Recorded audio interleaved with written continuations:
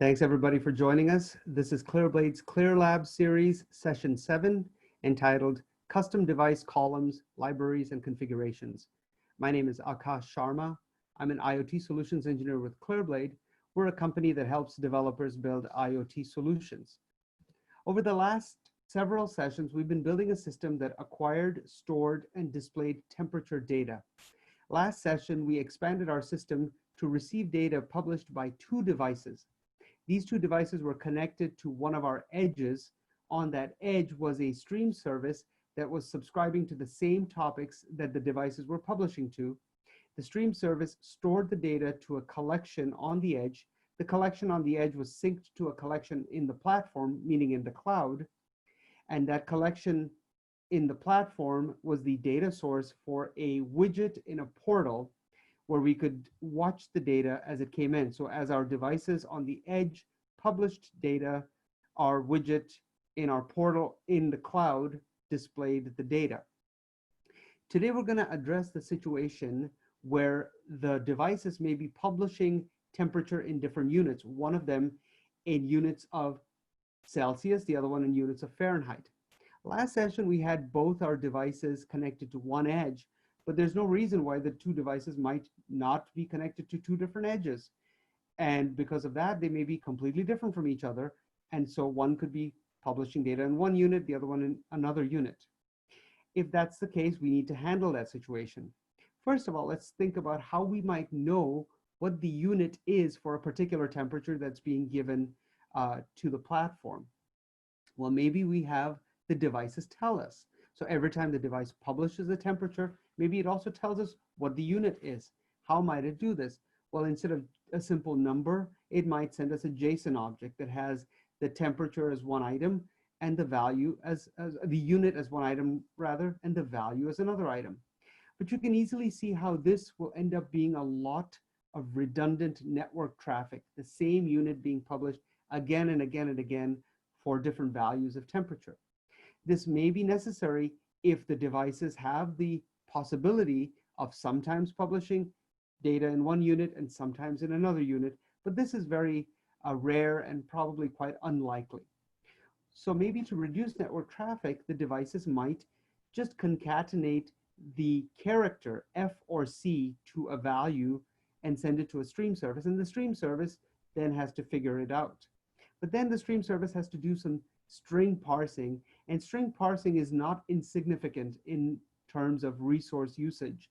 So even that seems a little bit inefficient. And then finally, we may not even have the luxury of dictating what the devices give us. The devices are usually some adapters connecting to our system, and maybe we didn't write those adapters, and we may not have the luxury of having the adapters tell us the units every time a value is published. So what we're going to do is assume we know ahead of time that a particular device is going to publish in units of Celsius and the other one in units of Fahrenheit. Where would we hold this information? Well, we have an ideal place that we're holding other information about our devices. It's our devices table. That's what we're going to do. We're going to go to our devices table. We're going to add a new column called temperature unit. It's going to be of type string, and it's going to hold an F or a C that tells us what units of temperature that particular device publishes in. Now, we're going to eventually want all our temperatures stored in our collection in one consistent unit, and we're going to choose Celsius to be that unit. That means if we get a temperature that's Fahrenheit, we would need to convert it to Celsius. How would we do that conversion? Well, we're going to use a new type of code that we haven't created called a library. And that library is going to have one or more functions. Specifically, today, we're going to have a function in our library that converts Fahrenheit to Celsius. In addition, we're going to create another type of code called a configuration, which eventually you'll see is really just another library.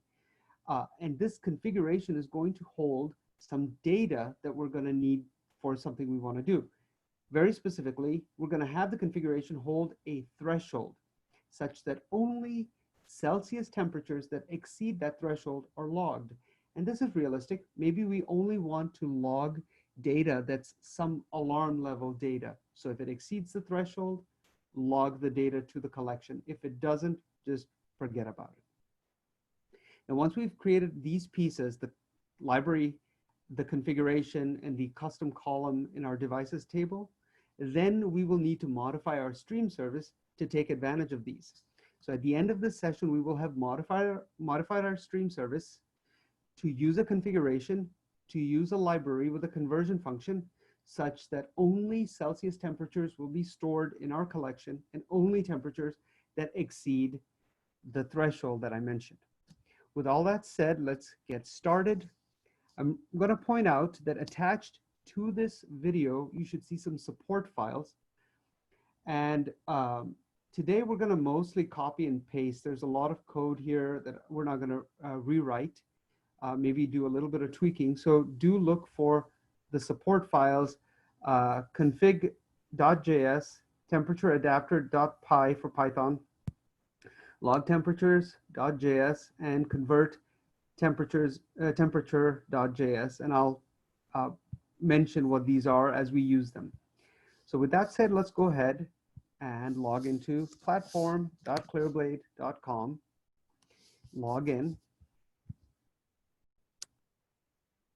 And as I say every session, if you have a system that you've already built and it has been, all the instructions have been followed all the way through to the end of the last session, which was session 6, then feel free to continue using that. If you haven't followed all the instructions through the end of session 6, rename your existing system to temperature monitor _ in progress, and go ahead and add a system based on a file. And you should see attached to this video also a completed system as it should have been at the end of session 6 in the form of a zip file. So I'm going to use that file, browse to the zip file. I don't need to extract anything. And then when that gets updated or uploaded rather, I will have my system as it was at the end of session 6. Let's go ahead and change some things that we need. First of all, let's go to the devices page. And let's change the device credentials. Click on the gear icon, settings, change the active key to this one that we used in our adapter ABC123, update, and do the same for device 2. The reason we have to do this is when we export a system as a zip file, credentials like passwords and device keys don't get exported, and that makes sense for security. Even in the form of hashes. So that's just how we've chosen to do it. So next, let's go ahead and edit columns. And let's add our new temperature _ unit column. Type this string, add column, done. There it is, temperature unit. Device 1, let's make that Fahrenheit. And device 2, let's make that Celsius. Good. Next, let's go to our user. We're really not going to log into our portal, so it doesn't matter if we do this part, but let's just go ahead, click on the gear icon, go to settings, change password, change the password to something that you will remember, update. Like I said, we're probably not going to do anything with the portal. Don't need to change the roles. We'll come back to our deployment. We're not going to do anything with our portal. We'll come back to our adapter. We'll look at our collections at the end, or collection at the end. But now let's go to our code. And let's go ahead and add that new code that I mentioned. Click on Add Code, Library, and call your new library Convert Temperature, camel case. Create. It doesn't have to be camel case, but it's just naming convention that I want to keep consistent. So here, this library is providing us a function that itself contains other functions.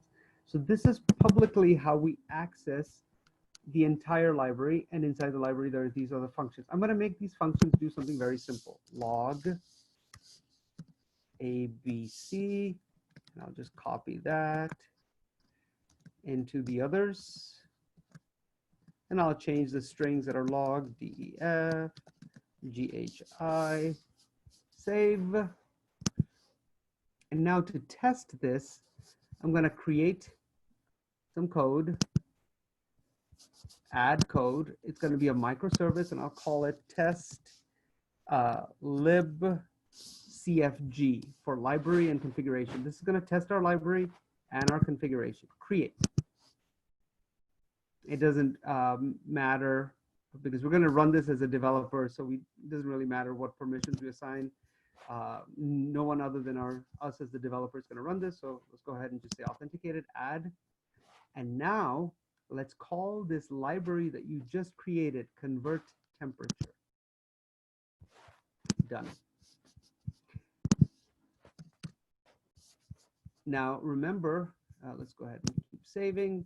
Convert temperature provides this public function convert temperature, and then function 1, function 2, function 3. So let's go ahead and test it by calling convert temperature. And since that was a function, I have to invoke it, open, close, and then function 1, invoke it, open, close. And then maybe we do that with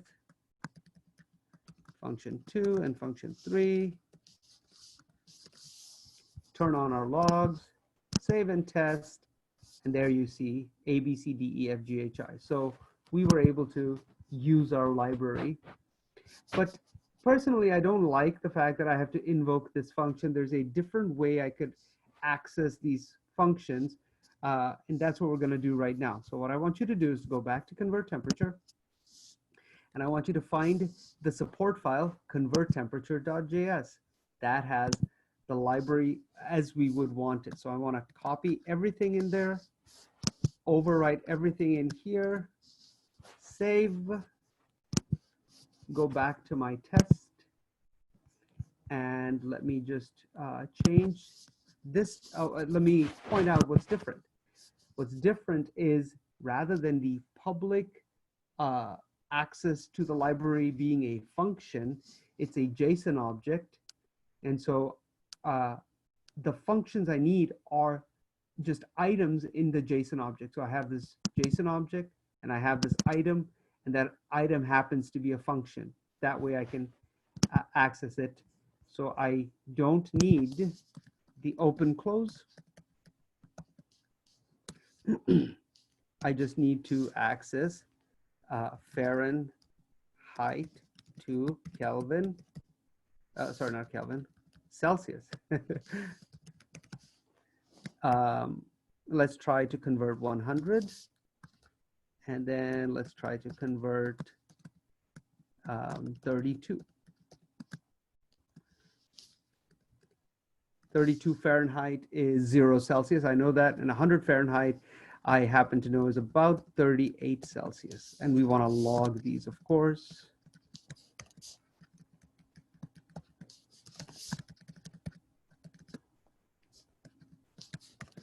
Okay. And we don't want the third one. Save and test. And there you have it, 38 Celsius and 0. So our library is working. So while we're here, let's go ahead and add one more piece of code, our configuration. And let's just call this config create. And what config contains is data in the form of a JSON object, and each item is the data that we want, or it might itself be a JSON object. So it's just data that other libraries and other services would use. So I'd like you to overwrite this configuration with one we provided, config.js, copy the contents, overwrite these contents, and we provide one item that defines the threshold above which we would want to log our Celsius temperature. So let's go ahead and save that. Let's go back to our test and let's call it. So let's log config dot, I forgot what it was. So let's go ahead and save. And that reminds me, I have to add it. So add library, config, done. Click there. We have to save it. Config.log temp threshold. That's what it was. Okay. So config.log temp threshold. Save and test. And there you see the threshold is logged as well. So great. We have our configuration. We have our library. Now we need to modify the stream service that uses so that it uses both. So let's go back to our code. Let's go to stream services. The stream services log temperatures. And we have some big changes in this. So we're going to go ahead and copy the changed log temperatures.js. So here's your support file log temperatures.js. Copy everything, overwrite everything here. And let's take a look at what the big changes are. So if you scroll up to line 27, you'll see there's a call to clearblade.getAllDevices for system. Now let's think about what's going on. Messages are being published by the devices. The stream service is receiving these messages. And the stream service needs to decide if the temperature data needs to be converted because it happens to be Fahrenheit, or if it needs to be left alone because it happens to be Celsius. One way it could do this is as messages come in, every time a message comes in, the stream service could query the device's table and see, hey, for this device is the temperature unit F or C. Now, if the messages are coming in fairly slowly, or if the number of devices in the table is fairly large, then maybe that's how you do it. Especially if the messages are coming in at a very low rate, querying the table every time a message comes in might be okay. But if the messages are coming in really fast, the querying of the table might itself slow things down or be a resource hog, because we are querying a table in a database and queries are costly. So then, especially if the number of devices is not that many, it might make sense to first get all that information up front, all the units for all the devices, and keep that in memory, and then just use that as messages come in. And that's what I've opted to do over here. So this function basically queries for all the information in the devices table, and this function takes a callback, and the callback is passed error and data. Well, the data happens to be all that data from the devices table. And here what I'm doing is taking that data and from it building an object that has items whose keys are the device names and whose values are the unit. So device 1, F, device 2, C, and so on. And as I said, if the number of devices is not that many, then this object might not be that large. And we would use this to know what the units are as we proceed. Now let's continue. We've got this object that contains key value pairs, device name, and units. And then a lot of the other code, by the way, everything else is within this callback, which is kind of the unique JavaScript way of coding. Then the other big difference is in process message. Here, we did build our device name last session from the topic. But now what we do is we take the device name and then we query that object that I just mentioned, device temp units, that contains the key value pair of device name and units, to find what the unit is for this particular device name. If the unit happens to be Fahrenheit, then we call that conversion function from our library. That means I need to add my library. Add library, convert temperature. And since we're here, might as well add config. As you would guess, it's being called. So let's continue. The actual incoming temperature is a conversion of the message as a float. So if the unit is Fahrenheit, convert it to Celsius. And there's the call to the function in the library. And then after that, if the Celsius temperature that we just calculated is greater than the log temp threshold from the config, then and only then create a new row in your collection. So that should work. Let's save that. Okay. Next, let's create our or update our Python code that's going to be the adapter that actually does all the publishing. So let's go ahead and look at our Python code.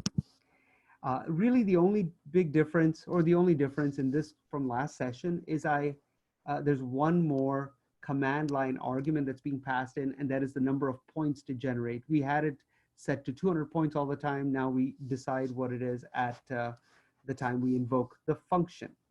So let's go ahead and change the things that we know we need to change. So let's go and get our system key, copy it, and override this.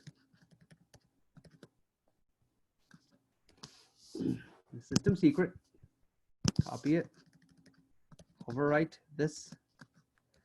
And really that's all we need to change. The rest of the code stays the same.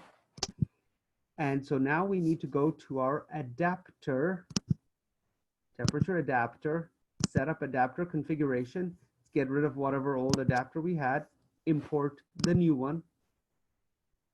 That's the one. Let me just make sure I saved it.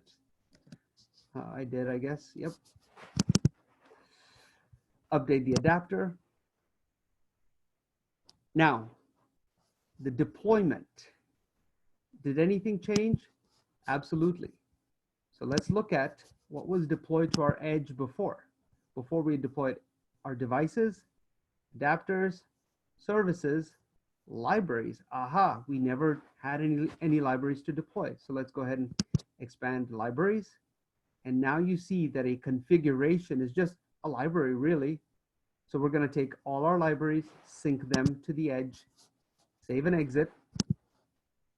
And so now they will be synced to the edge. Every time I make a change to a library in my platform, it's going to automatically be synced to the edge.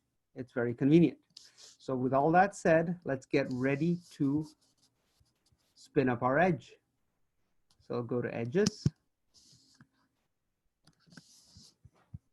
get your setup instructions, Linux x86-64 target. Make sure you pick the target that matches what you're using, OS X. So if you're using a Mac, you use this. If you're using something like a Raspberry Pi, you use ARM v7 32-bit, so on. I'm just going to copy the install command for the edge. We're not using the console, just the edge. Paste it here. Let me just make sure I don't have anything else there. I don't. So let me paste. And while that installs, let me copy the startup. Paste that there. And I let some ASCII art show up here, and I know my edge is running. I refresh. Let me log in.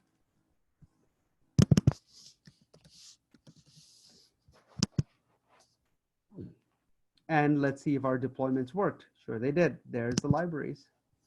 They were not there before, now they are. Let's go into log temperatures. And let's see. Yep, we have our get all devices that was not there before. We don't have any instances running. So let's go ahead and have an instance running, save and test, advanced, refresh. And we have an instance running. Perfect. Let's duplicate this. And then let's go back to our platform in the other tab, go to collection, device temperatures, nothing there yet. That's okay. We're going to make that data appear. I'm going to right click, duplicate, and in this terminal, I'm going to change to the adapters, temperature adapter, and there's my Python code. And let me duplicate that because we're going to have two devices. So we're going to have 2 adapters, each one representing a device. So let's type in our Python command, Python 3 temperature adapter. This is going to be device 1. It's going to publish between 70 and 100 Fahrenheit because we decided that device 1 was going to be Fahrenheit, and is going to publish 50 points. Now 70 to 100 Fahrenheit is approximately 20 to 40 Celsius. Now the second device, Python 3 temperature adapter device 2, this is going to publish between 20 and 40 Celsius. Remember, the devices table has the information on what the units are, and it's going to publish 50 points as well. So let me go ahead and start that and start this. And while that goes, I hit refresh, and now you're seeing data coming in. I'm going to repeatedly make the table be sorted by value, ascending, descending. So you see the maximum value happens to be 40 Celsius approximately, and the minimum happens to be about 30 something. There's nothing lower than 30, and there's nothing greater than 40. So this tells us that the conversions from Fahrenheit to Celsius are happening, and our threshold is in effect. You're not seeing anything lower than 30. I know that device 2 is publishing some temperatures that are closer to 20, between 20 and 40, but I'm not seeing any of those. So that definitely seems to have worked. So now what I'm going to do is I'm going to go back to my code in the platform. I'm going to change my configuration to 20. Save. Now I'm going to go back to my edge. I should have done that actually. And I will need to restart my stream service because otherwise it uses the last value of the configuration. So I'm going to go ahead and stop this, and I'm going to restart it and check that it started. There it is. And let's just check that the configuration has changed to 20. Sure it has. So now let's go ahead and look at this data again. Let me start my adapters again. That one. That one. And now I should see some values that are above 20. I do. So now I see values that are varying between 20 and 40 Celsius.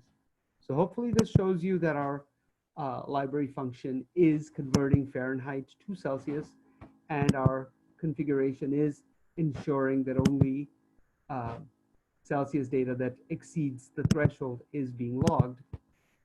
And I hope this also shows you how you can use library functions to make your code modular, so you don't have to put everything into one service, and you have reusable code as well. If you have any questions, please do contact us through clearblade.com. I hope this was helpful, and I look forward to you guys joining us for the next one. Thank you very much.